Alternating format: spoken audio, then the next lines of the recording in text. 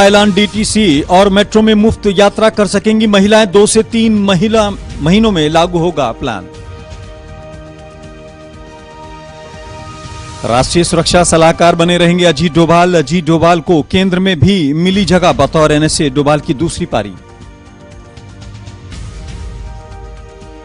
Robert Vadra को इलाज के लिए विदेश जाने की मिली इजाजत। अमेरिका नीदरलैंड जा सकेंगे वाड्रा। लंदन जाने पर कोर्ट ने लगाई रोक।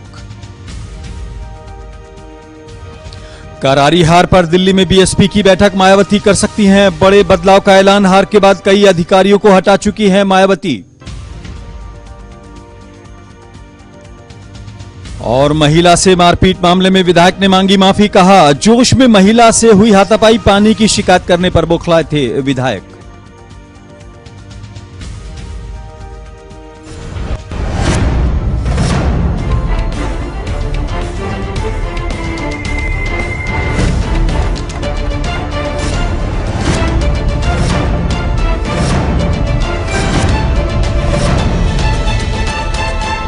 नमस्कार, जेके 24/7 न्यूज में आपका स्वागत है। मैं हूं आजाद खालिद, आपका मेजबान, और लेकर हाजिर हूं दो का पंच 5 खबरों का ये बुलेटिन। हमारे रिपोर्टर्स और प्रोड्यूसर्स आपको तमाम ग्राउंड जीरो की खबरें देने की कोशिश करते हैं। आज जिन 5 खबरों को लेकर हम हाजिर हैं उसमें सबसे पहले बात करेंगे रॉबर्ट वाड्रा की। कोर्ट ने उनको राहत भी दी है, लेकिन शर्तों के साथ। लंदन नहीं जा पाएंगे इलाज के लिए, अमेरिका और नीदरलैंड जा सकते हैं। इसके अलावा हमारे पास दूसरी खबर है कि अरविंद केजरीवाल महिलाओं को रिझाने के लिए, अपने वोट बैंक को बनाने के लिए कुछ बड़ी घोषणाएं की हैं और 2 से 3 महीने में ये लागू हो जाएंगी। क्या है योजनाएं, इस पर हम बात करेंगे। इसके अलावा हमारे पास एक और खबर है। अगर बात करें ममता बनर्जी बनाम बीजेपी का टकराव लगातार नए रूप में सामने आ रहा है। अब एक बार फिर जय श्री राम को लेकर टकराव सामने आया है। इसके अलावा हमारे पास एक और खबर है। गुजरात के एक विधायक हैं, बीजेपी के हैं, लेकिन एक महिला के साथ मारपीट करने का इनका वीडियो आया और कहा जा रहा है कि महिला ने उनसे शिकायत की थी कि उनके इलाके का पानी क्यों काटा गया, जिस पर मारपीट की गई है। इसके अलावा हमारे पास एक और खबर है। शोपियां में एक मुठभेड़ हुई है, 2 आतंकी ढेर किए गए हैं, इस पर भी चर्चा करेंगे। लेकिन सबसे पहले बात करते हैं रॉबर्ट वाड्रा की। कांग्रेस की यह दुखती हुई नस है। अगर देखा जाए, रॉबर्ट वाड्रा को लेकर लगातार बीजेपी निशाने पर लेती रही है कांग्रेस को। अब रॉबर्ट वाड्रा कह रहे हैं कि उनकी आंत में ट्यूमर है और उनको इलाज के लिए बाहर जाना है, लेकिन लंदन उनको नहीं जाने की इजाजत, मतलब नहीं जाने देने के लिए कहा गया है और अमेरिका और नीदरलैंड जाने की इजाजत दे दी गई है। हमारे साथ तरुण शर्मा रहेंगे, पूछेंगे क्या है उनके पास जानकारी और इसके क्या मायने लगते हैं। तरुण। देखिए, आज जो है रॉबर्ट वाड्रा को लेकर एक आज सुनवाई हुई थी, जिसके अंदर जो है रॉबर्ट वाड्रा को 2 जगह जाने की अनुमति मिल गई है अपने इलाज के लिए, अमेरिका और नीदरलैंड। हालांकि जो सीबीआई है उसकी ईडी की तरफ से ये कहा गया था कि जो रॉबर्ट वाड्रा हैं उन्हें लंदन जाने की अनुमति नहीं दी जाए। तो ऐसे में रॉबर्ट वाड्रा की जो वकील हैं केटीएस तुलसी, उन्होंने साफ किया कि अगर कोर्ट को ऐसा लगता है तो रॉबर्ट वाड्रा लंदन नहीं जाएंगे। साथ ही उन्होंने इस बात का भी जिक्र किया कि जब लंदन में वो अपनी मां के इलाज के लिए गए थे तो उस दौरान भी जो है जब ईडी की तरफ से सम्मन जारी किए गए थे तो वो फिर वापसी आकर जो है वापसी ईडी के दफ्तर में पेश हुए थे। यानी कहीं ना कहीं रॉबर्ट वाड्रा के लिए ये खुशखबरी है कि कम से कम वो अपना इलाज जो है कराने के लिए 6 हफ्ते के अंदर जो है अपना इलाज कराने के लिए अमेरिका और नीदरलैंड जा सकेंगे, लेकिन कुछ शर्तों के साथ। जिसमें यह शर्त है, क्योंकि लंदन के ये पूरा मामला है जिसके अंदर उनकी ये जो बेनामी संपत्ति है पूरा मामला चल रहा है। ऐसे में जो कोर्ट है उसे भी लगता है कि रॉबर्ट वाड्रा जो है कुछ सबूत ना नष्ट कर सके या फिर कुछ जो गवाह उनसे साथ छेड़छाड़ ना कर सकें। तो ऐसे में रॉबर्ट वाड्रा के लिए ये एक कहें कि एक खुशखबरी भी है कि वो अपना इलाज के लिए जिस तरह से पिछली बार लेकिन कंडीशनल है, जैसे 25 लाख का जो है जमानत देने को कही गई है, बैंक गारंटी देने को कहा गया है, और उसके अलावा अगर कहा गया है कुछ ऐसी शर्तें हैं। लेकिन जो आप कह रहे हैं कि 19 लाख पाउंड का जो एक प्रॉपर्टी वहां बताई जा रही है उसका मालिकाना हक ये बताया जा रहा है कि रॉबर्ट वाड्रा के नाम है, तो ये कोर्ट को अंदेशा हो सकता है कि या तो वो गवाहों को कहीं ना कहीं प्रभावित करें या सबूतों के साथ छेड़छाड़ करें। लेकिन इलाज अगर उन्हें कराना है तो 6 हफ्ते के लिए वहां जाएंगे, और इस बीच अगर लुकआउट कोई नोटिस जारी होता है तो लागू नहीं माना जाएगा। क्या कुछ और जानकारी है जो अदालत की तरफ से उनको पाबंदी दी गई? आजाद जी, पूरी अगर इसकी कार्रवाई की बात की जाए तो जो अदालत है उसने ये पूछा था कि जो रॉबर्ट वाड्रा ने डॉक्यूमेंट्स दिए हैं अपने, जो उनकी जो अपने मेडिकल ग्राउंड दिए हैं, कि इससे पहले उन्होंने इस तरह के ग्राउंड क्यों नहीं दिए, क्यों गंगाराम अस्पताल का उन्होंने जो है इस बार अपना एक जो मेडिकल सर्टिफिकेट है वो दिया है, और उसमें यह कहा गया है कि रॉबर्ट वाड्रा की आंत के अंदर जो है आंत का खतरा है। उसके बाद जो है रॉबर्ट वाड्रा से ये भी पूछा गया, जो उनके वकील थे, कि आखिर लंदन और अमेरिका की तरफ ही क्यों मतलब कंसंट्रेट करने के लिए कहा गया, क्या हिंदुस्तान में इसका इलाज संभव नहीं है। इस पर रॉबर्ट वाड्रा के जो वकील हैं केटीएस तुलसी, उन्होंने पूरा इस पर स्पष्टीकरण किया और इस पर लिखा हुआ है कि रॉबर्ट वाड्रा जो है विदेश में जाकर अपना इलाज करा सकते हैं। तो लंदन को लेकर केटीएस तुलसी ने साफ कर दिया कि अगर अदालत को ऐसा लगता है कि लंदन जाने से अगर अदालत को कुछ डाउट है तो वो लंदन नहीं जाएंगे। तो अमेरिका और नीदरलैंड लाने की इजाजत मिल गई है। हालांकि इस बीच अगर रॉबर्ट वाड्रा जब जाएंगे तो अदालत से उनका पासपोर्ट पहले लिया जाएगा और जो सीबीआई की तरफ से वकील पेश होते उन्हें भी ये लगता था कि शायद जो है रॉबर्ट वाड्रा कहीं विदेश ना भाग जाएं और इस तरह की तमाम चीजें थी। लेकिन रॉबर्ट वाड्रा के जो वकील थे उन्होंने साफ कर दिया कि अगर उन्हें इस तरह करना होता तो जब वो अपनी मां का इलाज कराने लंदन गए थे तो उन्होंने वो तथ्य भी पेश किए कि बिना लुकआउट नोटिस।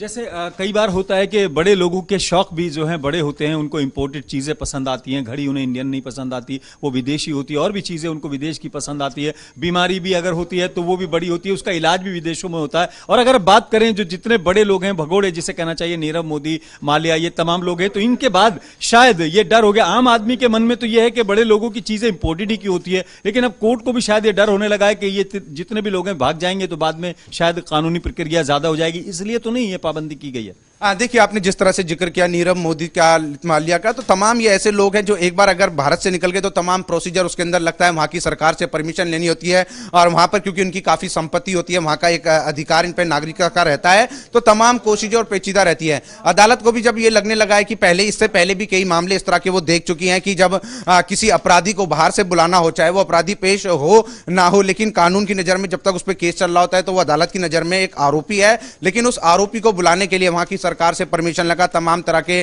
पहलुओं बिंदुओं, उसके बाद जो है तमाम तरह की चीजें देखी जाती हैं, उसके बाद तमाम परमिशन लेती है। तो कहीं ना कहीं अदालत को भी इस बात का अंदेशा रहने लगा है। शायद यही लगता है कि इसी वजह से जो है खासकर लंदन ना जाने की जो अदालत की तरफ से ये, हालांकि उनके वकील ने मना कर दिया था, लेकिन लंदन को लेकर पिछली बार भी अर्जी दाखिल की थी जिस पर अदालत ने मना कर दिया। तो कहीं ना कहीं अदालत को भी अंदेशा है कि अगर एक बार जो भी आरोपी है अगर वो देश से बाहर चला जाए तो उसे देश में लाना काफी मुश्किल होता है। तमाम चीजों के जो कानून नियम पालन है उनको लेकर उस पर गुजरना पड़ता है। बहुत बहुत शुक्रिया तरुण शर्मा, क्योंकि एक्स्ट्राडिशन ट्रीटी और ये तमाम वो चीजें फिर बाद में याद आती हैं कि किस तरीके से किसी आरोपी को बाहर से लाया जाए, क्योंकि कई लोगों ने बाहर की विदेशी नागरिकता भी ली हुई है, उसमें बहुत बड़े बड़े नाम है, कई सेलिब्रिटी हैं, पिक्चर और फिल्मों में काम करने वाले लोग भी हैं और वो इंडिया में भी रहते हैं, लेकिन उनकी जो नागरिकता है वो विदेशी है। ये तमाम वो दांव पेच है जिसके बाद शायद कानून का उनको कहीं ना कहीं डर कम हो जाता है। बढ़ते हैं अगली खबर की तरफ और बात करते हैं वोट की उस मार की जिसके बाद अब केजरीवाल एक बड़े लुभावने वादे की शरण में जाने वाले हैं। हालांकि वो वादे करके ही सरकार में आए थे, लेकिन कितने वादे पूरे हुए सारी देश को मालूम है, पूरी दिल्ली का जनता को मालूम है। लेकिन अब एक बार फिर उन्होंने एक फ्री का पैंतरा फेंका है। महिलाओं के लिए मेट्रो और बसों के अंदर फ्री सफर करने का एक योजना ला रहे हैं। उस पर भी अभी उनका दावा है कि 2.5 से 3 महीने में लागू हो जाएगा। अभी प्लान है 2.5 से 3 महीने लगेंगे, लेकिन पिछले प्लान कितने उनके पूरे हुए हैं, वाईफाई लगाए कि नहीं लगाए, सीसी कैमरे लगे हैं कि नहीं लगे हैं, ये लोग अभी पूछ ही रहे हैं, क्योंकि कई बार बहानेबाजी के तहत आम आदमी पार्टी खासतौर से केजरीवाल आरोप में रहे हैं। पहले सुन लेते हैं क्या वो कह रहे हैं और फिर उस पर चर्चा करते हैं। स्कूल भी फ्री कर दिए, अस्पताल भी फ्री कर दिए, तो इसमें तो खुश होना चाहिए। मतलब अगर ये आपका सारा पैसा हम चोरी कर लेते तो ठीक था, लेकिन हमने चोरी नहीं की। मनीष जी ने ईमानदारी की, मैंने ईमानदारी की, कैलाश गहलोत ने बसों की परचेज में पैसे नहीं खाए, और वो जो पैसा बचा वो आपको फ्री बिजली देके, फ्री ट्रांसपोर्ट देके दे दिया, तो आपको तो खुश होना चाहिए।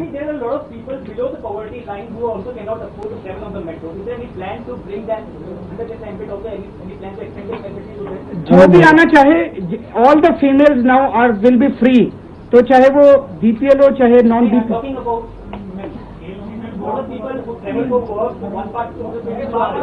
You are saying males also, you are saying.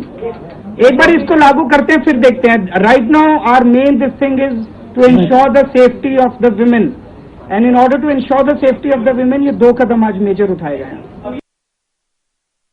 Nishant राय हमारे साथ जुड़ गए। निशांत, चुनावी जो तैयारियां हैं वो लगती हैं शुरू हो गई हैं, और वादा करने में तो शायद कोई टैक्स भी नहीं है, और ऐसे लुभावने वादे करके सरकार भी बनाई गई थी। अरे क्या लगता है, इसको महिलाओं को रिझाने के लिए ये वादा माना जाए, या इसको कहीं ना कहीं जमीन पर उतारने के लिए, जैसा कहा जा रहा है कि 1200 करोड़ रुपए का खर्च इस पर आएगा और वो हम भरेंगे, 2.5 से 3 महीने में लागू हो जाएगा। क्या कुछ कहते हैं आप, क्या कुछ जानकारी आपके पास? देखिए, जाहिर सी बात है कि मुख्यमंत्री केजरीवाल ने चुनाव से पहले एक बड़ा ट्रम्प कार्ड आधी आबादी को अपने पक्ष में करने की मेट्रो का किराया या डीटीसी बसों का किराया अगर हटा दिया जाएगा महिलाओं से, तो जाहिर सी बात है उनको बड़ी राहत मिलेगी। लेकिन सवाल ये उठता है कि इसके पीछे सरकार का होमवर्क क्या है। दरअसल अनऑफिशियल तौर पर भी मेट्रो अधिकारी अभी इस पूरे मामले पर बात करने से बच रहे हैं, क्योंकि तमाम अधिकारियों का कहना है कि अभी दिल्ली सरकार की ओर से कोई कदम उठाया नहीं है। हालांकि सरकार ने इसकी बाकायदा घोषणा कर दी है। तो देखने वाली बात यह होगी कि 3 महीने की जो बात की गई है, 3 महीने बाद क्या वाकई दिल्ली में महिलाओं का मेट्रो का किराया और डीटीसी बसों का किराया माफ होता है या नहीं। लेकिन निशांत, अगर देखा जाए जैसे अभी बिजली के फिक्स प्राइस तय कर दिए गए, जिसमें कहा जा रहा है कि केजरीवाल कह रहे हैं कि हमसे पूछे बगैर ही तय कर दिया गया, 20 रुपए से 125 रुपए कर दिया गया, यानी 5 गुने से ज्यादा बढ़ा दिया गया, बल्कि 6 गुना बढ़ा दिया गया है। वहां ये नाकामी है। और अगर आप बात करें लोकसभा चुनाव के रिजल्ट की बात करें, तो ये बहुत जल्दबाजी में लिया गया फैसला है। क्या इस पर होमवर्क किया गया, ऐसा कुछ लगता है आपको? देखिए, अभी कुछ भी कहना मुश्किल होगा जब तक ये फैसला धरातल पर नहीं उतरेगा। इंतजार करना होगा 3 महीने का कि वाकई सरकार ने होमवर्क किया है कि केवल हवाई बात की है। लेकिन एक बात है कि अगर इसको वाकई धरातल पर उतारते हैं तो दिल्ली में महिलाओं के लिए एक बड़ी राहत की खबर है। खासकर वर्किंग जो महिलाएं हैं, जो लगातार रोजाना जाती हैं, तो उनके लिए दिल्ली में बहुत बड़ी राहत हो जाएगी। निशांत, जैसे आपने साउथ में कई जगह देखा होगा, कुछ जगहों पे देखा होगा, फ्री चावल बंटते हैं और चीजें होती है। फ्री की जो राजनीति है वो दिल्ली में अब बहुत बड़ी तौर पर लागू करने की बात की जा रही है। जाहिर सी बात है कि अरविंद केजरीवाल को सोचना होगा। ये वही अरविंद केजरीवाल है जब दिल्ली मेट्रो का किराया बढ़ा था और उसके बाद इन्होंने लगातार आंदोलन किए थे और कहा था कि दिल्ली सरकार स्थिति में नहीं है कि मेट्रो के किराए में कटौती कर सके। और आज वही केजरीवाल हैं जो मेट्रो में सफर करने वाली 33% जो महिलाएं हैं मेट्रो में सफर करती हैं, उनके किराया देने की बात कर रहे हैं। यानी लोकसभा चुनाव से पहले सरकार के पास फंड नहीं होता है, लोकसभा चुनाव के नतीजे आने के बाद से सरकार के पास फंड आ जाता है। तो इस तौर पर ये बांटने की राजनीति है और जनता और महिलाएं भी इसको बखूबी समझ रही हैं। लेकिन जाहिर सी बात, जब सरकार सुविधाएं देंगे तो लोग उसको सुविधाओं को लेने से चूकेंगे नहीं। बहुत बहुत शुक्रिया निशांत राय। हम जनता को याद दिला दें कि दिल्ली सरकार, खासतौर से केजरीवाल सरकार ने बहुत से वादे किए थे, वो कितने पूरे हुए हैं, उनके लिए क्या क्या बहानेबाजी हुई है एलजी का। और अगर देखा जाए कहीं ना कहीं नजीब जंग की जो जंग है वो सबको याद आ गई होगी। अब ये कितना धरातल पर उतरेगा, ये बड़ा सवाल है। बढ़ते हैं अगली खबर की तरफ और बात करते हैं ममता बनर्जी बनाम बीजेपी के टकराव की। ममता बनर्जी अब एक बार फिर टकरा रही हैं और जय श्री राम को लेकर टकराव बढ़ रहा है। उन्होंने बीजेपी के कार्यालय पर भी एक तरह से नाम बदल दिया है और उनका कहना है कि मेरा या बंगाल का जो नारा है वो वंदे मातरम है और जय बंगाल है, जय बांग्ला है। इस पर कहीं ना कहीं टकराव बढ़ गया। क्या कुछ कह रहे हैं वो सुन लेते हैं, फिर कुणाल गोस्वामी से बात करते हैं। देखिए, राम के देश में राम का नाम लेने पर रोक लगा रही हैं ममता जी। जो राम का नहीं वो कहाँ काम की रहेंगी। वो अगर इस देश में हिंदू समाज की भावना को वो हर्ट करना चाहती हैं तो उसका जवाब मिलेगा। अब जिस तरीके से पूरी दुनिया से देख रही है, ये एक मजाक बना के छोड़ दिया है उन्होंने। इसे आप जय श्री राम फोबिया कहें या हेलुसिनेशन कहें, हम क्या कह सकते हैं। ये आपको थोड़ी देर पहले की बात बताऊं, आप ज़रा उनकी फेसबुक पोस्ट को पढ़िए। ये एक सेक्युलर कंट्री है। आप मेरे सामने अल्लाह अकबर बोले, in the name of the Father and the Son and the Holy Spirit आमीन बोले, या जय श्री राम बोले, इसमें किसी को कोई तकलीफ़ नहीं होनी चाहिए। तकलीफ़ तभी होती है जब उन्हें वो उस चीज़ को वो पॉलिटिसाइज़ करे और फिर इस तरीके का बिज़ार हरकत करे जो एक तरफ से सबको ये बौखलाहट दिख रही है। कुणाल गोस्वामी हमारे साथ रहेंगे। कुणाल से जानकारी लेते हैं कि ममता बनर्जी कह रही हैं कि जय श्री राम पर कोई एतराज नहीं है, लेकिन इसका राजनीतिक इस्तेमाल नहीं होना चाहिए। उनका ये साफ कहना है कि मुझे किसी भी व्यक्ति की धार्मिक भावनाओं को आहत पहुंचाने का बिल्कुल शौक नहीं है और ना ही मेरे पास इतना समय है। लेकिन अगर जय श्री राम को अगर आप किसी पॉलिटिकल स्लोगन की तरह इस्तेमाल करते हैं तो ये एक गलत बात है। और आज जो ममता बनर्जी ने किया, आपको याद होगा कि 7 चरण में जब मतदान हुए थे लोकसभा चुनाव के, तब उन्होंने कहा था कि जब नतीजे नहीं आए थे, चुनाव चल रहे थे और ममता बनर्जी को लग रहा था कि शायद तीसरे मोर्चे की सरकार बनेगी, तो उन्होंने कहा था कि एक दिन आएगा जब मैं बीजेपी के कार्यालय में जाके बैठ जाऊंगी और आप देखते रह जाएंगे। और आज उन्होंने उसको हकीकत में तब्दील कर दिया जिस तरह से उन्होंने कहा। मगर उन्होंने तर्क दिया कि ये एक वक्त में टीएमसी का कार्यालय था जिस पर बीजेपी के लोगों ने कब्जा कर लिया था। अब बीजेपी के लोग जिस तरह से एक स्टेप आगे आकर राजनीति कर रहे हैं, मुझे परेशान कर रहे हैं, मेरे टीएमसी के कार्यकर्ताओं पर गलत आरोप लगा रहे हैं, तो ये मेरी तरफ से एक फीडबैक है, एक रिवर्ट है जिसका आपको सामना करना पड़ेगा। साथ उन्होंने ये भी तर्क दे दिया कि ये तो पहला हमने क्या नाम है किला हमने फतह किया, अगर ज्यादा दिक्कत करी तो और ज्यादा आपको भुगतना पड़ेगा, हमें इंतजार कीजिए हम दिल्ली कब पहुंचते हैं। यानी एग्रेसिव वो हो रही है जिसे कहना चाहिए। लेकिन बीजेपी का एक बयान आ रहा है, बीजेपी की तरफ से कहा जा रहा है कि हम उनको कार्ड भेजेंगे, गेट वेल सून। वो कह रहे हैं पिछले कुछ दिनों से उनका जो व्यवहार है वो बदला हुआ है, कुछ एबनॉर्मल बातें कर रहे हैं, कुछ इस तरह की बात कही गई है। क्या लगता है ये वार बढ़ता जा रहा है, ये जिसे कहना चाहिए ये द्वंद्व बढ़ता जा रहा है? ये द्वंद्व तो बढ़ ही गया है और आप इसे देखिए कि आने वाले वक्त में थोड़ा सा और बढ़ेगा। और जो राजनीति के जानकार हैं वो ये कहते हैं कि जब इंसान ऐसी स्थितियां ऐसी चीजें करता है तो कहीं ना कहीं उसे आभास होता है कि उसकी राजनीतिक जमीन कमजोर हो रही है, इसलिए वो मेन चीजों पर ध्यान कम देता है, उन चीजों पर ज्यादा काम करने लगता है जो कहीं ना कहीं लाइमलाइट में उसे लाकर खड़ा कर देती हैं। ममता बनर्जी ने साथ ये भी कहा कि आने वाले वक्त में आप ये देखिए कि अगर भारतीय जनता पार्टी की तरफ से जो राजनीतिक पॉलिटिकल प्रेशर हम पर जो क्रिएट किया जा रहा है, अगर वो कम नहीं हुआ तो हम और भी चीजों को अपहोल्ड करने के लिए तैयार हैं, उस पर स्ट्रैटेजी बना रहे हैं। इसके साथ ही जब बीजेपी ये कह रही है कि नाम है कि ममता बनर्जी अपना मानसिक संतुलन खो चुकी हैं, अपनी राजनीतिक जमीन खो चुकी हैं, तो कहीं ना कहीं ये भी चीज गलत है। क्योंकि आप एक समझिए एक महिला नेता के होने के नाते अगर आप बीच रोड पे अपने कार्यकर्ताओं को छोड़ रहे हैं, उनको जबरदस्ती उनके सामने आप झंडे लाके हाथ फैला के कह रहे हैं जय श्री राम, ये भी जायज कहीं से नहीं ठहरा जा सकता। लेकिन अगर देखा जाए बीजेपी की जो एक जिसे कहना चाहिए स्ट्रैटेजी रही है, जो 50 से ज्यादा काउंसलर आए हैं, 3 विधायक आ चुके हैं, ये कहीं ना कहीं एक तरह से ये अलार्मिंग कंडीशन तो हो गई ना ममता बनर्जी के लिए, और एक तरह से बढ़त जो है बीजेपी को मिल गई है पश्चिम बंगाल में। बिल्कुल, और जिस तरह से मैंने अभी ये चीज कही थी कि तमाम जो पॉलिटिकल एक्सपर्ट जिसमें आप भी आते हैं, आप वो कहते हैं बार बार कि जब इंसान अपनी राजनीतिक जमीन कमजोर पाता है तब इस तरह की हरकतें करता है। और राजनीतिक जमीन, और जिस तरह से मुझे याद है भारतीय जनता पार्टी के वरिष्ठ नेता कैलाश विजयवर्गीय के नेतृत्व में उन्होंने कहा था, उन्होंने जब वो इतने सारे 80 के आसपास पार्षदों को और 3 विधायकों को बीजेपी में शामिल कराया, उन्होंने साथ पिंच करते हुए मजाकिया अंदाज में या फिर शायद सीरियसली कह दिया था ये तो पहला फेज है, 7 चरण बाकी हैं। तो शायद ममता बनर्जी अपने उन 7 चरणों को याद करते हुए अभी से ही वो 7 कदम आगे चल रही हैं। यानी कुल मिलाकर जिसे कहना चाहिए द्वंद्व बढ़ रहा है और एक डर की राजनीति बढ़ गई। बहुत बहुत शुक्रिया कुणाल गोस्वामी। और पश्चिम बंगाल की जो राजनीति है उसमें एक तरह से एक दूसरे पर बढ़त बनाने के लिए आप देख रहे हैं लगातार प्रेशर बनाया जा रहा है और नई नई स्ट्रैटेजी का इस्तेमाल किया जा रहा है। ममता बनर्जी डिफेंसिव होने के बजाय ऑफेंसिव होकर काम कर रही हैं और बीजेपी बड़ी स्ट्रैटेजी के साथ, खास तौर से उसने पहले चरण में जिस तरह से 50 से ज्यादा काउंसलर्स को और वहां के पार्षदों को तोड़ा, 3 विधायक टूट गए हैं और उसने बाकायदा ये एक चेतावनी दे दी है कि अभी 6 चरण और बाकी हैं। जैसे 7 चरण में चुनाव हुए थे ऐसे ही ममता बनर्जी की पार्टी को 7 चरण में तोड़ा जाएगा। इसको लेकर कहीं ना कहीं ममता बनर्जी अलार्मिंग कंडीशन में आ चुकी हैं और वो भी अब लगातार जमीन पर उतरकर काम कर रही हैं। बढ़ती अगली खबर की तरफ, और ये खबर थोड़ी सी चौंकाने वाली भी है बल्कि शर्मिंदा करने वाली है। गुजरात के एक विधायक हैं बलराम थवानी, उनको गुस्सा आ गया एक महिला पर और उन्होंने उस महिला के साथ मारपीट कर दी। आप जरा तस्वीरों में देख सकते हैं जिस तरह से महिला के साथ बर्ताव कर रहे हैं। ये अपने आप में बड़ा सवाल है।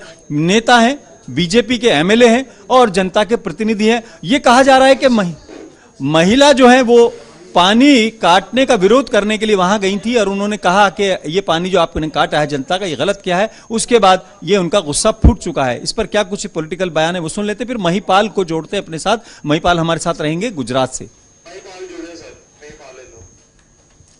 हमारे साथ महिपाल जुड़ गए। महिपाल, कैसी राजनीति हो रही है गुजरात में? निरंकुश हो गए या गुस्सा ज्यादा आ गया?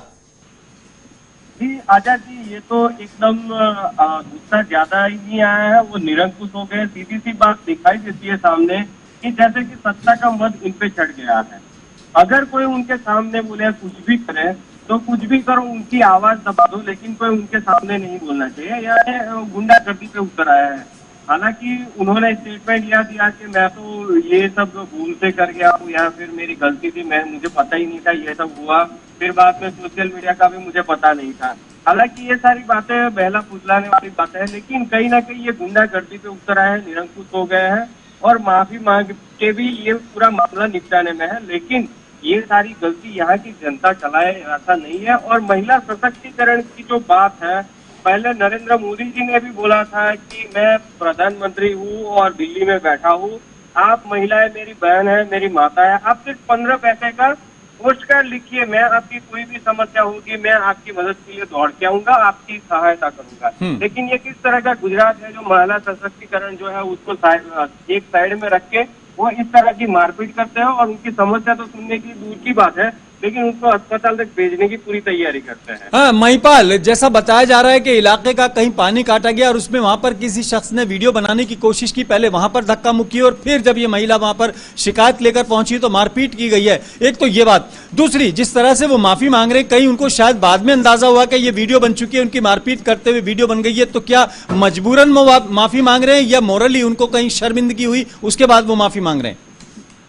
जी बिल्कुल, पहली बात तो ये है जो पहले जो पानी की लाइन काटने के लिए गए थे और उनके कॉर्पोरेटर भाई जो है वो गए थे, पहले वीडियो वहां पे बना तो वहां धक्का मुक्की हुई, वहां पे थोड़ी गाली गलौज जैसा हुआ, उसके बाद में ये सारा वहां पे जाके बात सुनाने की कोशिश की इस महिला ने, तो वहां पे जाके इस तरह की घटना हुई और इस तरह की शर्मिंदगी उनको महसूस उनके चेहरे से नहीं टपक रही है। लेकिन वो सिर्फ कहीं ना कहीं भाजपा के नेता है, भाजपा के यहाँ के जो प्रदेश अध्यक्ष है जीतू वाघाणी, उन्होंने कहीं ना कहीं उनका खुलासा मांगा, उनको ये बात खुली गई और मीडिया का जो दबाव था यहाँ पे बन गया, इतनी सी बात जो है वायरल हो गई और उनके ऊपर एक समय पे अभी जो कि माना जाए तो उनके ऊपर शिकायत दर्ज हो सकती है, जो राइटिंग का गुना है उनके ऊपर बन सकता है। इसी वजह से कहीं ना कहीं उनको ये हुआ कि मुझे बैकफुट पे आना चाहिए और मुझे माफी महिपाल, जिस तरह से बीजेपी की पॉलिसी की अगर बात की जाए, बीजेपी इस बात को लेकर बड़ी गंभीर है कि महिलाओं का सम्मान होना चाहिए, महिलाओं को सुरक्षा दी जानी चाहिए, एक बात। और दूसरी बात, एक सबसे बड़ा सवाल यह है कि जिस तरीके से वहां पर यह मनमानी हुई है, ये अपने आप में बड़ा सवाल है। बीजेपी की पॉलिसियों को खास तौर से कहीं ना कहीं रौंदा जा रहा है। ऐसा तो नहीं लग रहा कि अब इनके खिलाफ कार्रवाई के लिए हाईकमान ने कोई दिशा निर्देश जारी कर दिए हो या कोई जांच की बात की जा रही है? जी अभी दिशा निर्देश ऐसा कुछ जारी किए हो वैसी तो बात नहीं सामने आई है, लेकिन कहीं ना कहीं इस बात को यानी कि खुलासा मांगा गया कि आप खुलासा दें कि आपने इस तरह से कैसा किया और ये नहीं होना चाहिए था। हालांकि दूसरा कोई विधायक या फिर दूसरे कोई पक्ष होता तो उसका अभी सस्पेंशन आ चुका होता, लेकिन अभी तक बीजेपी की ओर से आला कमान से कोई भी इस तरह के कदम अभी तक नहीं उठाए गए हैं। और पॉलिसी की बात की जाए तो पॉलिसी बड़ी बड़ी बनती है, लेकिन महिला की जो पॉलिसी, महिला सशक्तिकरण की पॉलिसी है, वो तो अभी तो फिलहाल महिला यानी जमीन पर वो कहीं नजर नहीं आ रही आपको? बिल्कुल बिल्कुल नजर। महिपाल, एक सवाल, जिस तरह से परिवारवाद को लेकर कहा जाता है कि बीजेपी में परिवारवाद तो बर्दाश्त नहीं किया जाएगा, लेकिन यहाँ पर परिवारवाद है, भाई जो है विधायक हैं, एक भाई कारपोरेटर है, तो क्या लगता है ये भी कहीं जो है नजर में आ रहा है लोगों के? जी बिल्कुल, ये परिवारवाद तो बिल्कुल सामने ही आ रहा है, क्योंकि पहले ये परिवारवाद की सिर्फ और सिर्फ बातें कही जा रही थी, लेकिन अभी तो परिवारवाद खुल के सामने आ रहा है कि परिवारवाद ये बहुत बहुत शुक्रिया महिपाल, आप नजर बनाए रखें इस खबर पर। खास तौर से जितने भी पहलू हैं वो बड़े गंभीर हैं कि एक भाई कॉर्पोरेटर है, एक बार विधायक है, तो दबंग परिवार के खिलाफ अगर कोई आवाज उठाएगा और जनता अगर ये कहेगी कि उनके इलाके का पानी क्यों काटा गया है, तो शायद ऐसी तस्वीरें आएंगी। ये अपने आप में बीजेपी को सोचना होगा, ऐसे लोगों के खिलाफ कार्रवाई शायद जरूर बनती है। बढ़ते हैं अगली खबर की तरफ और बात करते हैं जम्मू कश्मीर में लगातार सुरक्षा बलों ने जिस तरह से आतंकियों के खिलाफ शिकंजा कसा है। इस साल के अंदर अगर आप बात करें 100 के करीब आतंकी मुठभेड़ में मार डाले गए। हालांकि 2018 में यह तादाद 80 के करीब थी, लेकिन यह इस बार बढ़ गई है और आज भी अगर देखें सुबह एक मुठभेड़ हुई है, 2 आतंकी ढेर किए गए हैं शोपियां के अंदर। हमारे साथ सनम एजाज रहेंगे, उनसे हम जानकारी लेंगे कि उनके पास लेटेस्ट अपडेट क्या है, क्योंकि बड़ा मामला है। लगातार वहां पर आतंकियों के खिलाफ शिकंजा कसा जा रहा है। सनम एजाज हमारे साथ जुड़ गए, बहुत बहुत स्वागत है सनम एजाज। मौसम पूरे देश में गर्म है, आपके यहाँ कुछ ठंडा होगा, लेकिन अगर देखा जाए आतंक के खिलाफ कार्रवाई में कहीं ना कहीं वहां गर्मी है। देखिए बिल्कुल खालिद, बिल्कुल लगातार कश्मीर में एनकाउंटर्स हो रहे हैं और खासतौर पे साउथ कश्मीर में आए रोज इनकाउंटर हुए। सिर्फ कल का दिन अगर देखा जाए तो इस रमजान के महीने में कल का दिन ही है जो लास्ट हफ्ता रहा रमजान का, इसमें कल के दिन पे कोई ऐसी कोई कार्रवाई नहीं हुई। लेकिन ओवरऑल आज सुबह की अगर शुरुआत हुई तो पहले ही इनकाउंटर हुई और सुबह शहरी के वक्त ये शोपिया में इनकाउंटर हुआ जिसमें 2 मिलिटेंट मारे गए, 2 लोग मारे गए। एक के बारे में मिलिटेंट है, दूसरे के बारे में पुलिस कहती है ओवरग्राउंड वर्कर है, लेकिन जो लोकल लोग वहां के वो कहते हैं कि वो ड्राइवर है और वो मिसिंग था। कुल मिला के ये सारी सिचुएशन जो है ये बनी रही और इसमें अभी तक कोई भी कहीं से जो राहत देखी जाए वो कहीं नजर नहीं आ रही है। यानी कल गोलियां दोनों तरफ से चल रही हैं, मिलिटेंट्स भी कोशिश कर रहे हैं और परसों उन्होंने यहाँ पे नेशनल कॉन्फ्रेंस के परसों शाम को नेशनल कॉन्फ्रेंस के एक लीडर के घर पे अटैक किया, गोलियां चलाई, उसके साथ साथ ग्रेनेड फेंका और उसके साथ साथ पहले दिन उसके भी एक और नेशनल कॉन्फ्रेंस के कांग्रेस के वर्कर के घर पे ग्रेनेड मारे। ये सारी सिचुएशन इस वक्त चल रही है और गर्मी बराबर उसी तरह की है जिस तरह देश में सनम, जिस तरह से बताया जा रहा है कि सुबह के वक्त जब ये आज की बात है, जो आज की घटना है, इसमें टवेरा कोई गाड़ी थी उसके अंदर ये लोग मूव कर रहे थे, पुलिस ने रोकने की कोशिश की ऐसा बताया जा रहा है और फिर जब रोकने की कोशिश की तो इन्होंने उल्टा फायरिंग पुलिस पर कर दी जिसके जवाब में पुलिस ने फायरिंग की है। लेकिन कुल मिलाकर अगर देखा जाए तो ये लगातार, हालांकि जैसा आपने कहा कल संडे ऑफ एक तरह से था, लेकिन बाकी सब दिनों में लगातार मुठभेड़ हो रही है।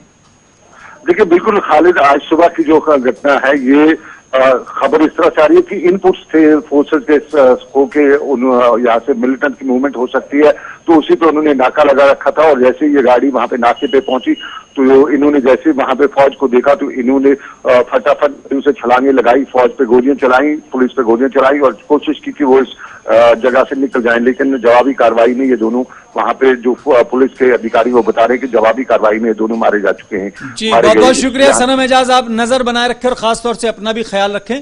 और 2 के पंच में आज फिलहाल इतना ही। अपने मेजबान आजाद खालिद को इजाजत दें।